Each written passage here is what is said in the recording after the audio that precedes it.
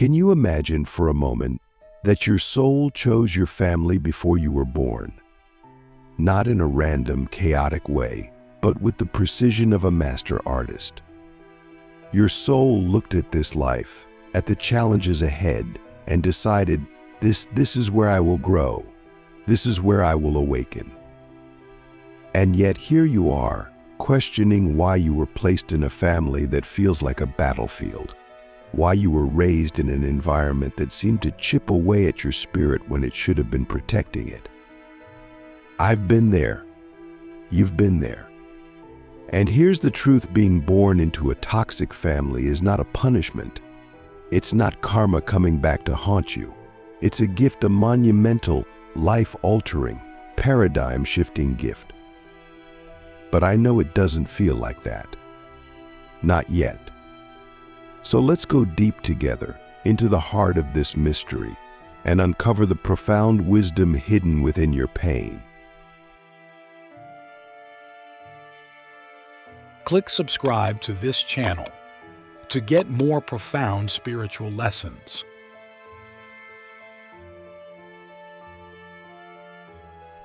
You see, toxic families are like fire. They burn, they hurt, and they leave scars. But they also forge. They temper your soul like steel. They strip away the illusions you might have carried about life being easy or fair, and they force you to confront the raw, unfiltered truth of the human condition. Toxic families are the perfect training ground for chosen ones, because chosen ones are here to break cycles. You're not here to live a normal life. You're here to transcend. But why? Why would your soul choose to be born into a family that feels so broken? Let's start with this: the toxicity you were born into is not random. It's ancestral. It's generational. It's the accumulation of unhealed wounds, unspoken truths, and unconscious patterns passed down through your lineage. And you, my friend, were born to stop it. Think about that for a moment. Let it sink in. You were not born to fit in. You were born to stand out, to rise above, to heal not just yourself, but the generations that came before you and the generations that will come after you. That's what makes you the chosen one. But here's the hard part: to break a cycle, you have to experience it. You can't heal what you don't understand. You can't rise above what you haven't faced. And so, you were placed in the middle of the storm, not to drown, but to learn how to swim. Not to suffer, but to awaken. Let me ask you something: when you look at your family, what do you see? Do you see anger, neglect, manipulation, control? And now the deeper question: where do you see that same energy in yourself? Because the truth is, toxic families don't just wound us, they mirror us.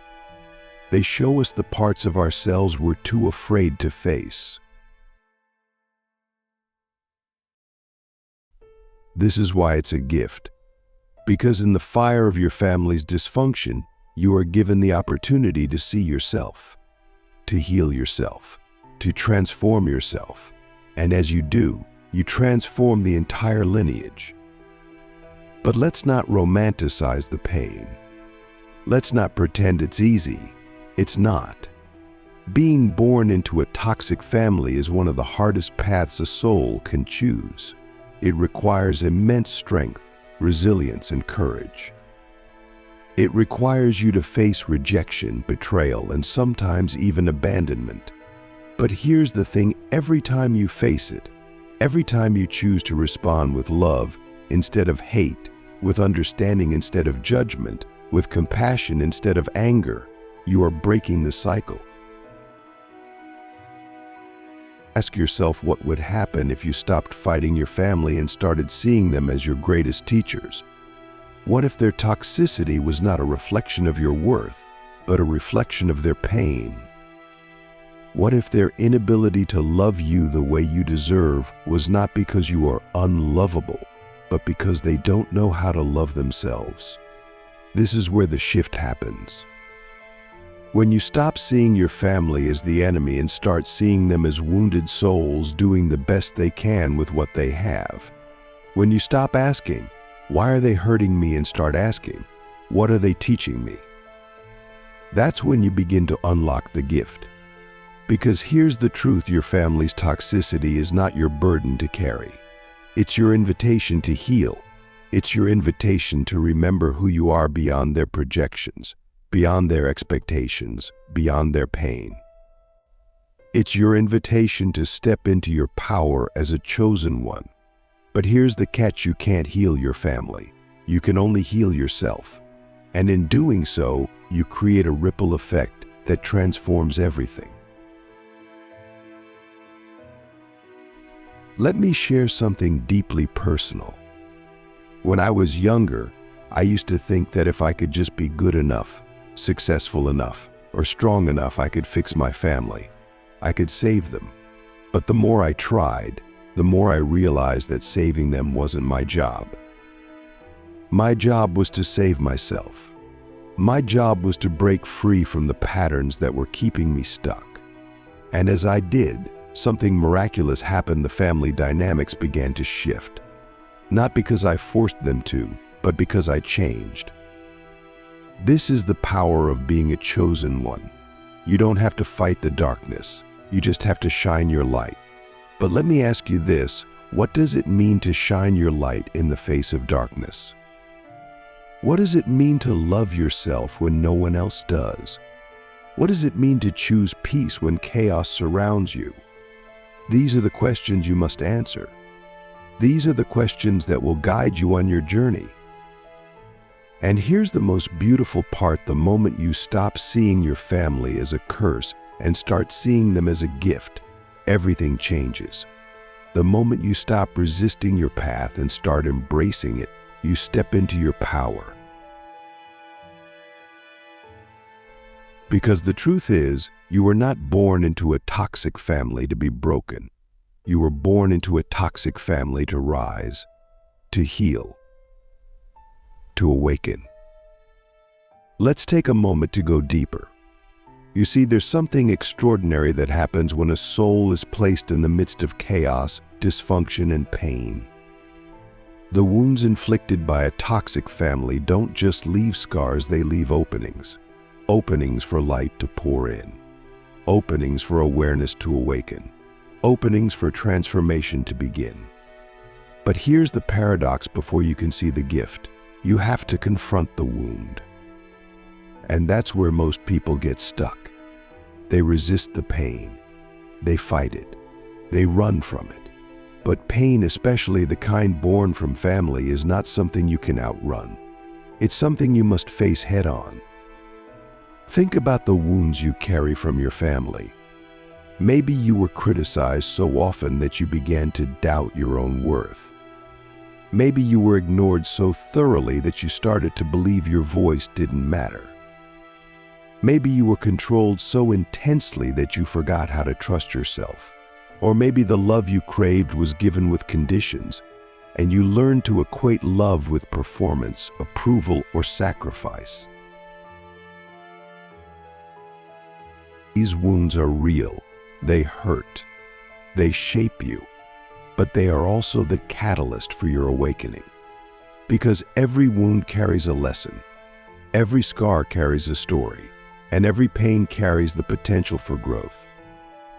Let me ask you this: when you think about the pain your family has caused you, what emotions come up? Is it anger, resentment, sadness? Now, the deeper question: what are those emotions teaching you about yourself? You see, chosen ones are not just here to heal their families. They are here to heal themselves. And the healing process begins when you realize that the pain inflicted upon you is not about you. It's about them, their wounds, their fears, their limitations. But somewhere along the way, you internalized it. You made it about you. You took on their pain as your own. This is where the work begins. The work of separating yourself from the story your family has written for you. The work of reclaiming your identity, your worth, your power. But how? How do you heal from wounds that run so deep they feel like part of your DNA? How do you break free from patterns that have been passed down for generations? It begins with awareness. Awareness that the way your family treated you is not a reflection of your value. Awareness that their toxicity is not your destiny. Awareness that you are not here to repeat the cycle, you are here to end it. But awareness is just the first step. The real transformation happens when you begin to take responsibility not for their actions, but for your healing. Let me share something profound with you. The moment you stop waiting for your family to change, the moment you stop waiting for them to apologize, to validate you, to love you the way you deserve, that's the moment you set yourself free. Because here's the hard truth: some people will never change. Some wounds will never be acknowledged. Some apologies will never come. And that's okay. Your healing does not depend on them. Your healing depends on you. Ask yourself, what would it look like to forgive your family, not because they deserve it, but because you deserve peace? What would it feel like to release the anger, the resentment, the bitterness, not because it excuses their behavior, but because it frees you from carrying the weight of it? If forgiveness is not about forgetting, it's not about condoning, it's about saying, I will no longer allow your actions to define me. I will no longer allow your pain to become my pain. I will no longer allow your toxicity to dictate my life. And this is where the gift becomes clear. Because as you heal, you awaken. As you release the pain, you remember your power. As you break free from the patterns of your family, you step into the fullness of who you are. But let's not sugarcoat it, it's a messy process. Healing is not linear. Awakening is not easy. There will be days when the weight of your family's dysfunction feels unbearable. There will be moments when you question whether you're strong enough to break the cycle. And in those moments, I want you to remember this: you were chosen for this. Not because it's easy, but because you are capable. Not because you deserve to suffer, but because you are here to transform suffering into strength, pain into purpose, wounds into wisdom. Let me ask you, what if the very things you see as your weaknesses, the scars left by your family, are actually your greatest strengths? What if the rejection taught you self-love? What if the neglect taught you independence? What if the pain taught you compassion? This is the alchemy of the chosen ones. We take the darkness we were born into and we turn it into light. We take the pain we were handed and we turn it into purpose. We take the cycles we inherited and we transform them into liberation, not just for ourselves, but for everyone who comes after us. Because here's the thing: your healing is not just about you. When you heal your entire lineage. When you break free, you show others that freedom is possible. When you step into your power, you give others permission to step into theirs. This is why toxic families are a gift. Not because the pain is justified, but because the pain has a purpose. And that purpose is awakening. So let me ask you this: if you knew that your family's toxicity was the very thing that would lead to your transformation, how would you view it differently? If you knew that every wound was an invitation to grow, how would you respond to it?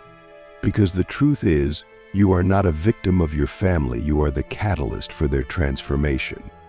You are not here to repeat their patterns, you are here to break them.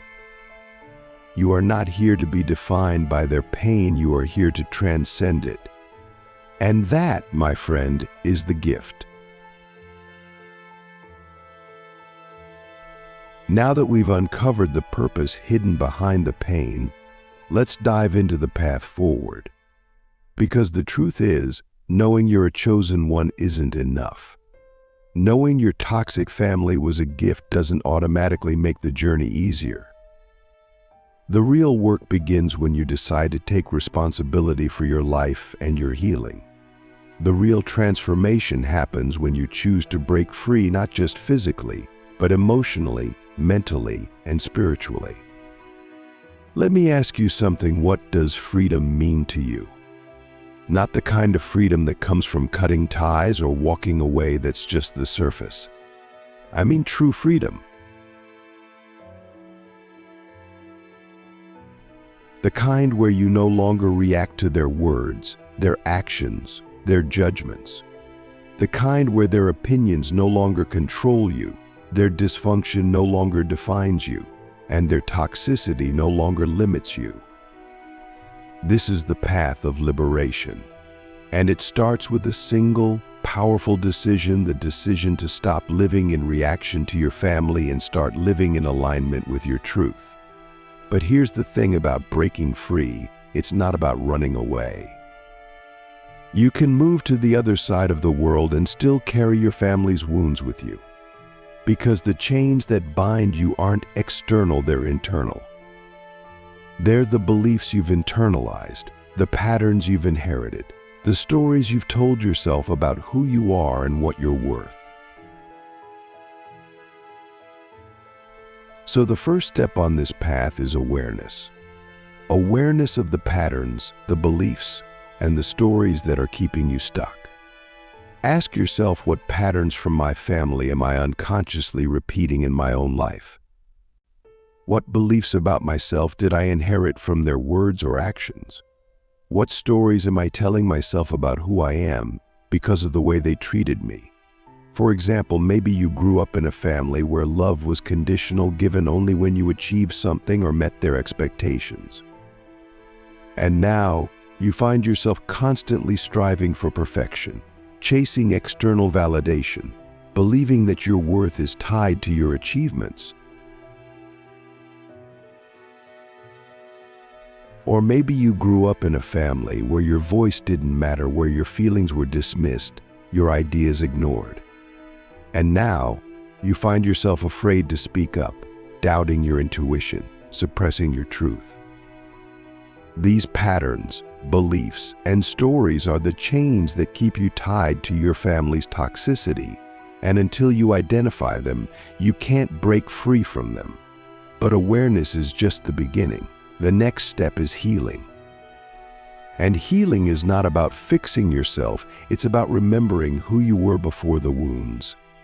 It's about peeling back the layers of conditioning, stripping away the stories, and reconnecting with the truth of who you are.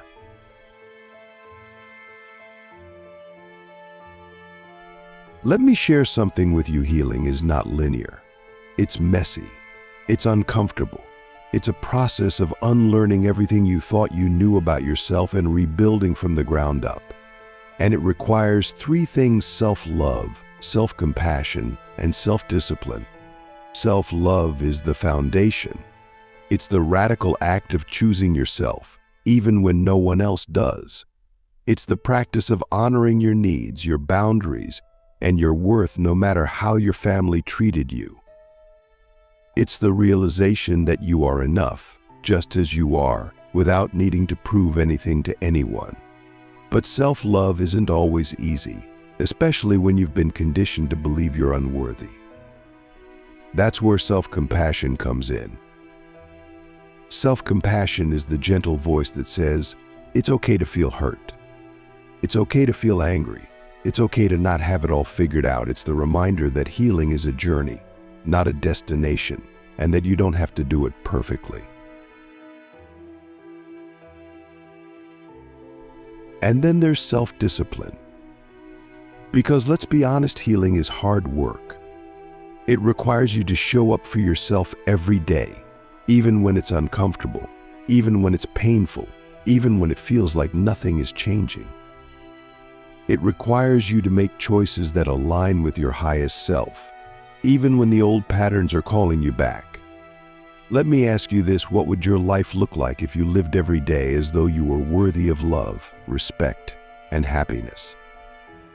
What choices would you make? What boundaries would you set? What relationships would you let go of? because that's the essence of breaking free. It's not about changing your family, it's about changing yourself. It's about stepping out of the role they cast you in and stepping into the truth of who you are.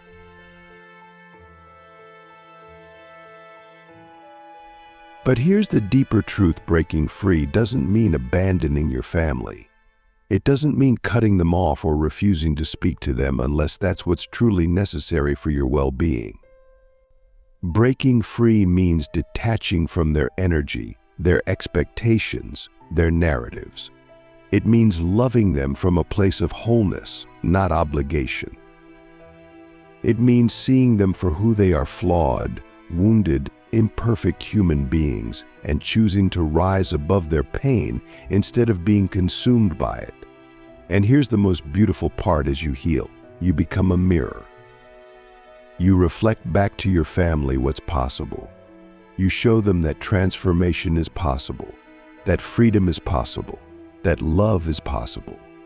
You may never hear them say it, but your healing will inspire them. Your light will awaken something in them, even if they don't know how to express it. Let me ask you, what if your greatest act of love for your family is not fixing them, but becoming the fullest, freest version of yourself? What if your healing is the very thing that plants the seed of change in them, even if it takes years or lifetimes to bloom? This is the path of the chosen ones. It's not an easy path. It's not a glamorous path, but it's a path of purpose, a path of transformation, a path of liberation. So as we come to the end of this journey together, I want to leave you with this: your family's toxicity is not your destiny. It's your training ground. It's the fire that forges you. It's the soil in which your soul grows. And every time you choose to rise above it, every time you choose to heal, every time you choose to love yourself in the face of their dysfunction, you are fulfilling your purpose as a chosen one. You were not born into a toxic family by accident. You were born into it because you are strong enough to transcend it, because you are wise enough to learn from it, because you are brave enough to heal it. And as you walk this path, remember, you are not alone. There are millions of chosen ones out there, just like you, breaking cycles, healing wounds, and rewriting their destinies. Together, we are creating a new world, one where love, compassion, and truth are the foundation. So ask yourself one final question: if you fully embraced your role as a chosen one, if you fully stepped into your power, what kind of life would you create?